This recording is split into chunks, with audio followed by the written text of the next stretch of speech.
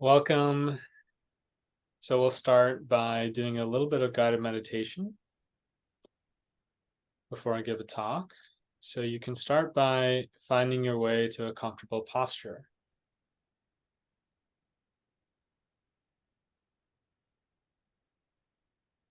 and spreading your awareness throughout the whole body.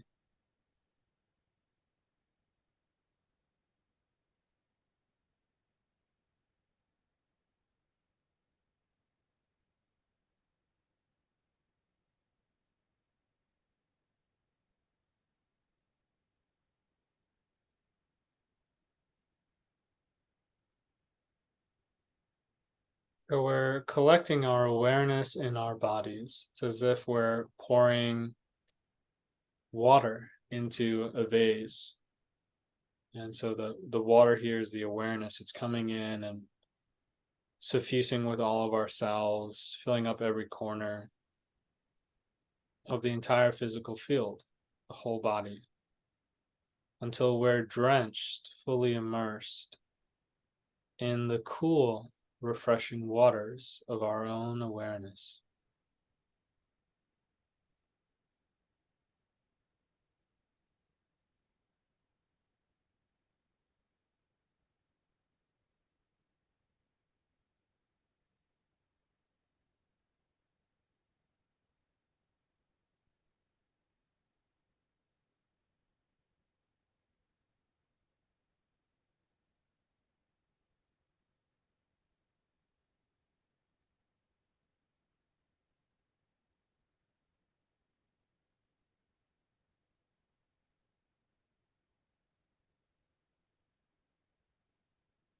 And today I'd like to continue with sharing some teachings from Tan Ajahn Buddhadasa, a amazing meditation master who dwelled in the forest and who lived in the southern province of Thailand,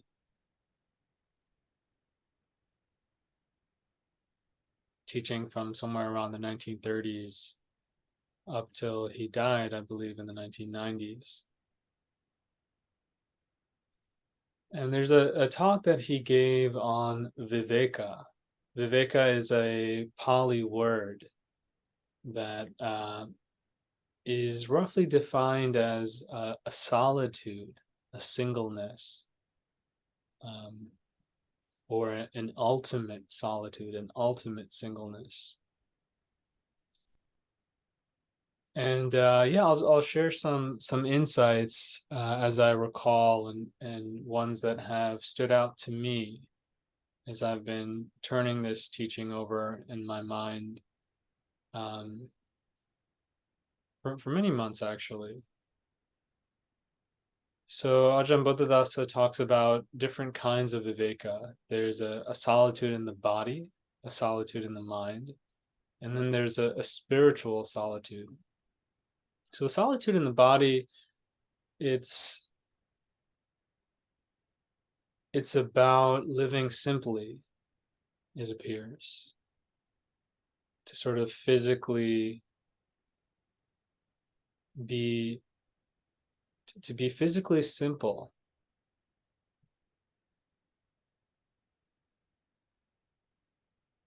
And I think of it also as sort of decluttering our lives. What are the physical elements in life that bring us stress and suffering? And this is something to be questioned.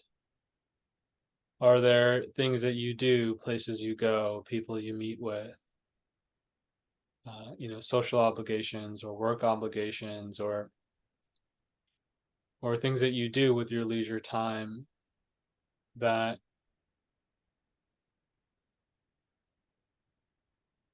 leave you feeling crowded or cluttered, stressed?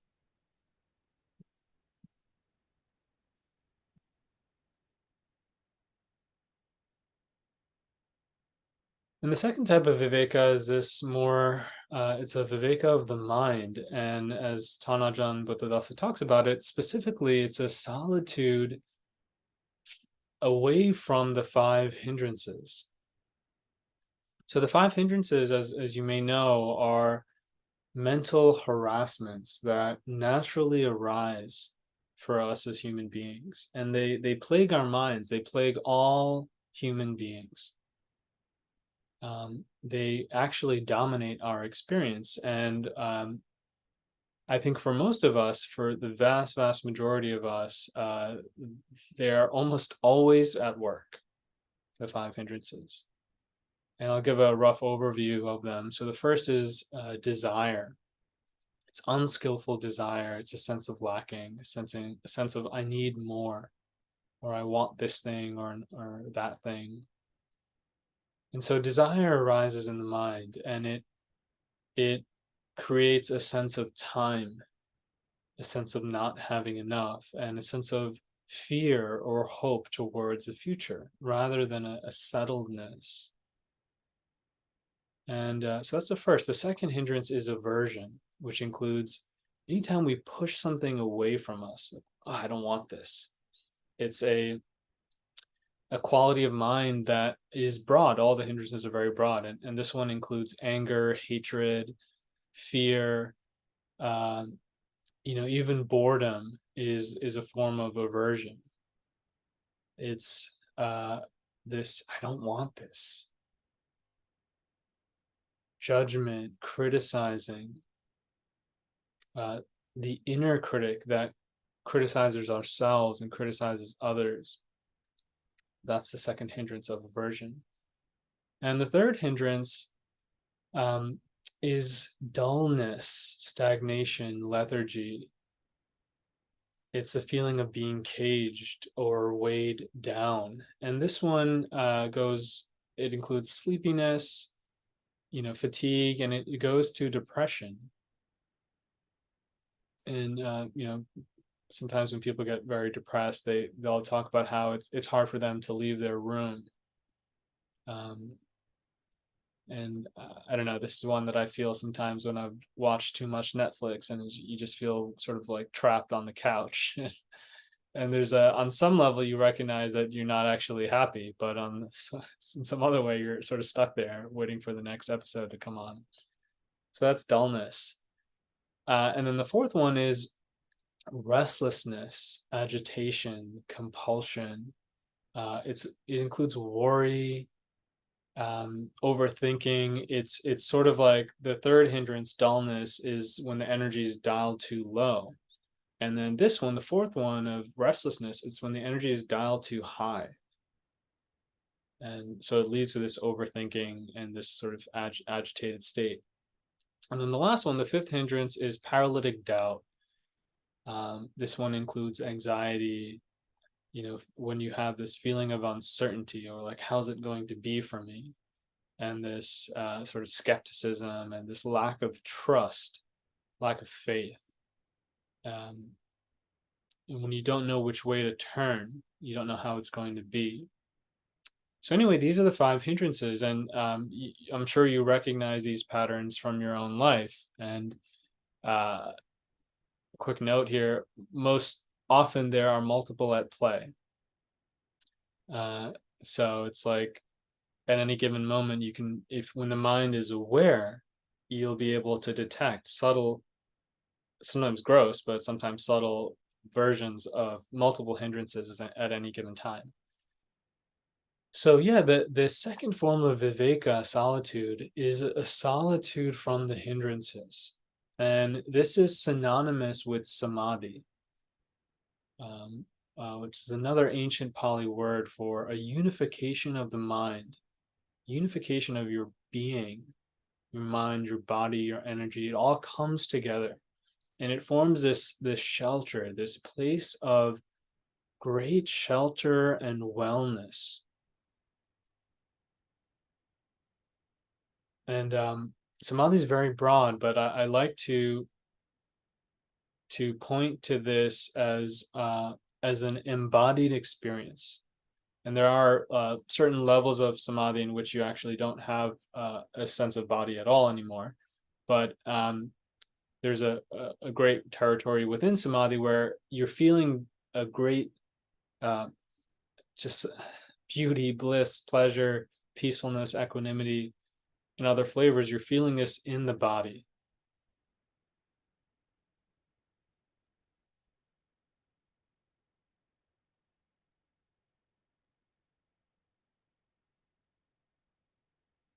So actually, what I really wanted to talk about is this third form of viveka. But I wanted to make sure that these first two are touched briefly, because they are very important. But the third form that Ajahn Buddhadasa points out, he calls it Upadhi Viveka. Upadhi Viveka. And this is a solitude from carrying heavy things.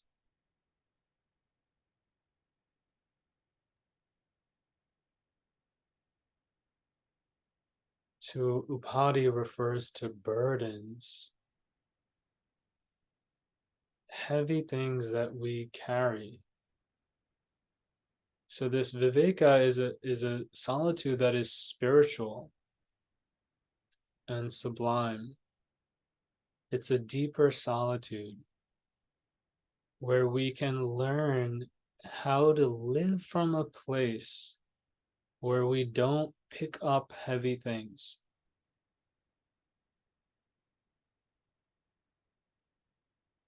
We can learn to live from a place where we don't pick up heavy things and we don't lug them around with us.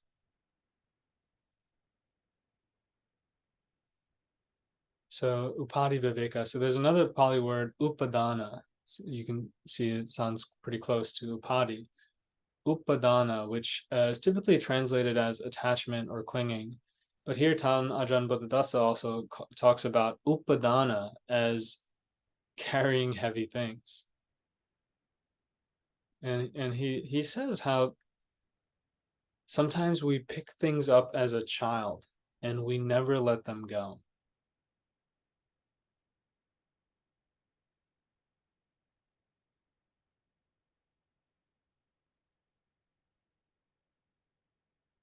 So first, as you sit here with your awareness set in the body, does your body recognize the need and the beauty of and for this concept of Upadhi Viveka, letting go of heavy things?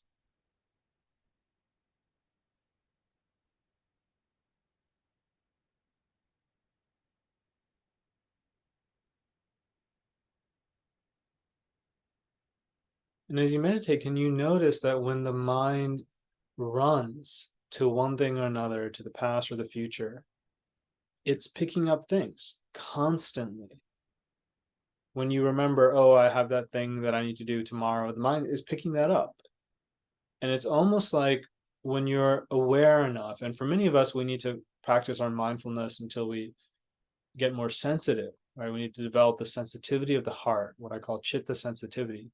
But you'll start to see that every little thing that the mind picks up, there's a heaviness to it. And Ajahn Buddhadasa teaches that there's a way to sort of pick up things without the heaviness, without the dukkha, the suffering. And he talks about how arhants, they will have this useful way of attending to things, picking things up. Arhants or enlightened beings, they need to eat, they need to, many of them will take on duties like teaching, right? But they'll do it in a way where there is no suffering. So as I was sort of, practicing with these teachings over the last few months, there's a couple things that I noticed that I want to point out. So the first is that I notice for myself when I'm not cultivating, when I'm not practicing as much, right? So in our practice, you'll see there are ups and downs where it's impermanent, right? So in our own Dharma practice, there'll be times where we can feel the strength of our cultivation more, and times where we feel that lagging a bit. And I notice for myself, when I feel my practice lagging, um, there's a heaviness to it. I feel less light. I feel less buoyant. I can see how my mind is picking things up and holding them more. And it's actually painful. And there's an accumulation that occurs over time where this stress or pressure like builds up, this heaviness builds up.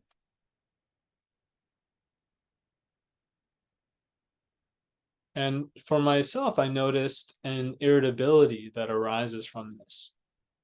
When other problems in life occur, they feel more burdensome, and it's not because of the problems themselves, but it's because of what the mind is already holding.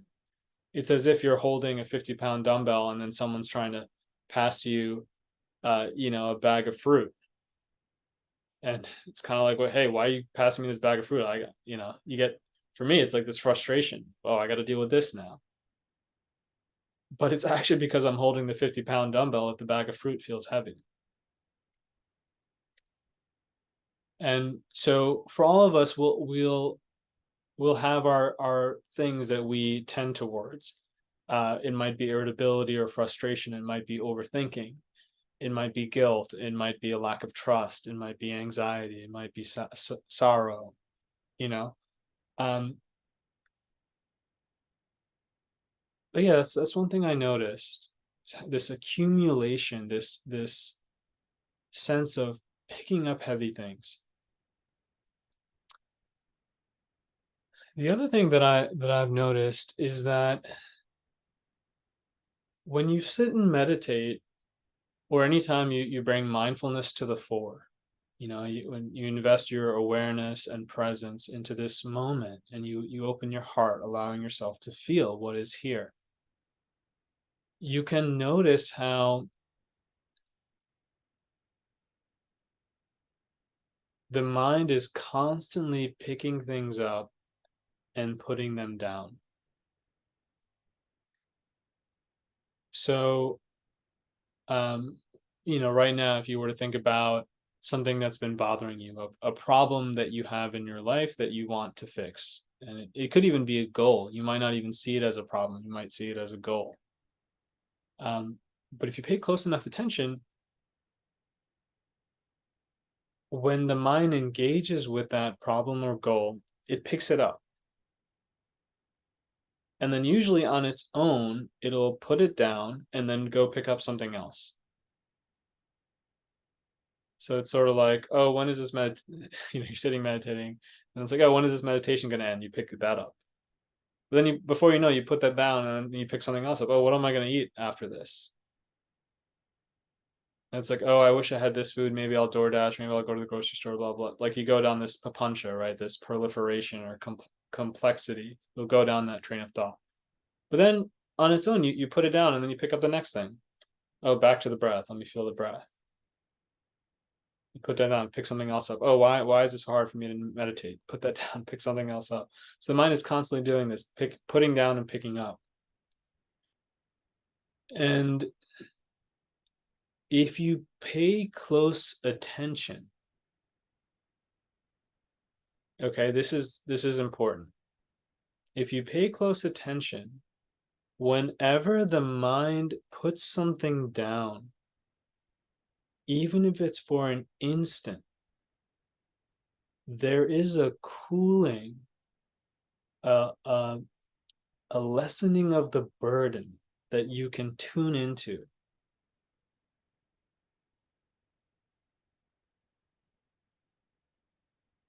And you can start to get a taste for this as it's happening. So most of the time we're not noticing the putting down. It's almost like the mind isn't being sensitive to what it feels like when we put down a burden. because picking something up has a very sort of gross feeling. So when I say gross, I'm talking about the spectrum between gross and subtle. So it's easier to be aware of something gross, something more, uh, something less delicate, more harsh, more apparent. You know, the term gross here basically means it's easier to be aware of, right? So we're more aware of what we pick up typically. But if we pay close attention, we can actually feel what it's like in the putting down.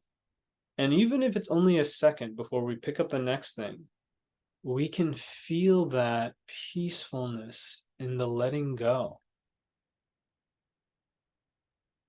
And we can build a taste for this. And this is what Tanajan Buddhadasa calls little nibbanas. So he talks about nibbana, which is typically translated as awakening or enlightenment. It's the same word as nirvana. He talks about it as a cooling. It's a cooling down from the fires of this clinging, of this picking up. It's like when we pick something up and we make it a burden.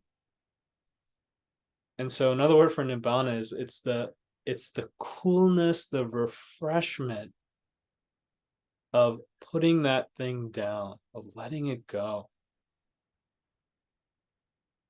So this is a taste of nibbana.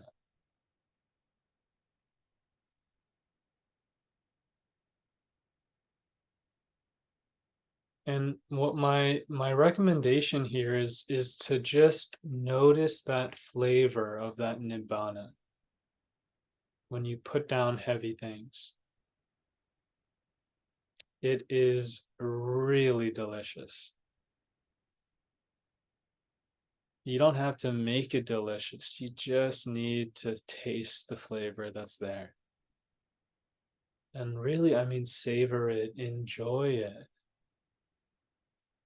You know, Buddhadasa Bhikkhu, he talks about how if we didn't have this cooling, if we didn't have these little nibbanas, we would develop a nervous disorder. We might even die. It would be impossible to live without this putting down, this letting go of heavy objects. If all we did was just pick things up and never let them go, we wouldn't be able to survive for long at all. So it's important to be grateful for this and to actually taste it. And you know, it's so interesting. I was reflecting how for me there is a great emphasis in the mind on future things, and I'm a dreamer, right? So in the Taoist five elements theory, I have a strong and prominent wood element. Wood is the element of dreaming and vision, and so I've even had very deep meditations from just actually dreaming of the future in a way that is beautiful, you know, and pleasant. And uh, I, at least in my belief, you can even experience the jhanic factors by doing this. But what's been apparent to me more recently is that even the beautiful future, like the vision of a dream accomplished, even that has a weight to it when the mind picks it up. And actually, in the letting go of even that kind of object, there is a peacefulness in putting it down. And this is, to me, when I think of this, it's wow, it's like my heart opens with such respect for the Buddha and the place that he arrived at. This true nibbana, this, you know, the level of nibbana that does not recede, a letting go, a final letting go. You know, it's possible to let go and then never pick anything up again.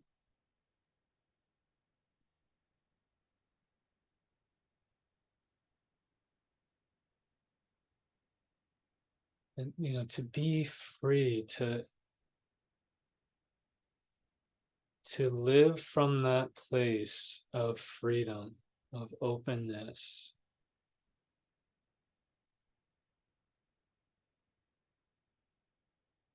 In the early suttas from the Sutta Nipata, there's a phrase that I've come across a number of times, and I've read a couple explanations for it, but it hasn't fully made sense yet. But the phrase is basically like one without a roof, or one whose roof has been open, sort of like a roofless one.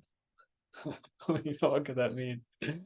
And there's some explanations, and but I guess I'm kind of radical. I like to just allow some of these phrases to breathe in my own heart and see what they might mean. And so I might come to one conclusion now, and then later I might change my mind. And so anyway, I'm just sharing one feeling. You can imagine the room that you're in. If the roof is just totally gone, and to feel the cool breeze of the night sky, and just the openness, the freedom, the coolness, the refreshment of the air and the rain.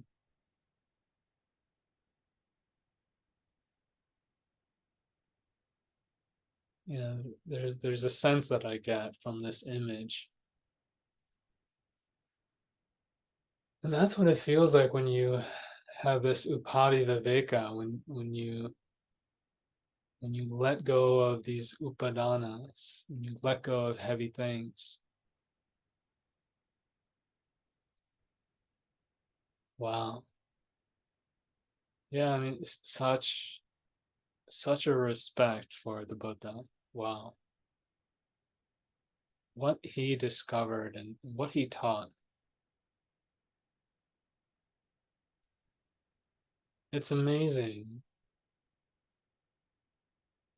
In a world of people just picking things up. Oh, this is really cool. This is marvelous. He was able to sense, actually it's the putting them down, the letting them go. That is marvelous. That is peaceful. And I'll end today with a quote from a different Thai forest master, Ajahn Chah. He said, if you put it all down, you'll see the truth. And if you don't, you won't.